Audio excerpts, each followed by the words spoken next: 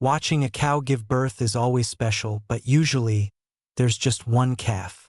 That's what David Cunningham, a third-generation farmer in Western Australia, expected when one of his cows, Nessie, went into labor. But what unfolded that day left even this seasoned farmer stunned. David had over 100 cows and knew every one by face. Nessie was his favorite, partly because she was unique. Over the years, she'd given birth to 3 sets of twins. A rare feat, but by now David wasn't surprised. When she grew heavy with her next pregnancy, he jokingly bet his wife Julie there'd be twins again. The loser would have to finish a brutal fencing job. Julie took the bet. She knew her cows too, but David had that quiet, confident farmer's intuition. The next morning, Nessie seemed restless. David fed her, then did his chores. When he returned, she was lying on her side, ready to give birth. Julie joined him just as the first calf arrived. "There's one," David smiled. Not long after, the second calf followed.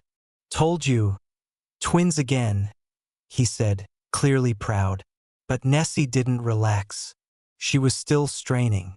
Julie leaned in, wide-eyed. "No way!" A third calf emerged. They stared, stunned. Triplets were almost unheard of, maybe 1 in 100,000 births. But just as they caught their breath, Nessie gave one final push. Out came a fourth calf. Quadruplets. It had taken nearly 4 hours, and Nessie was exhausted.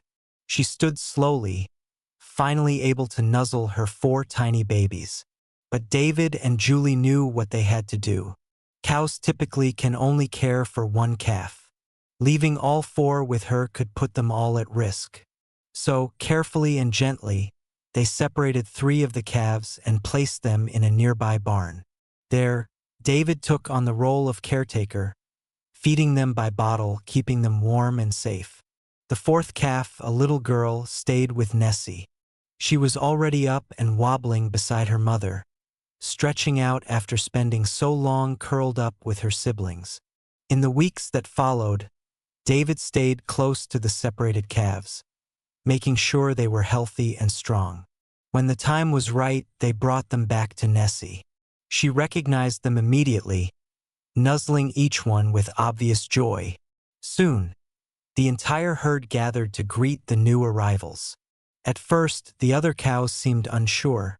Then they accepted the calves as if they'd always been there. David and Julie stood by the fence, watching the miracle unfold. As for their bet, they both ended up building that fence, laughing about how neither one truly won. But really, they knew they'd witnessed something far more rewarding. A once-in-a-lifetime moment that would be talked about on their farm for generations.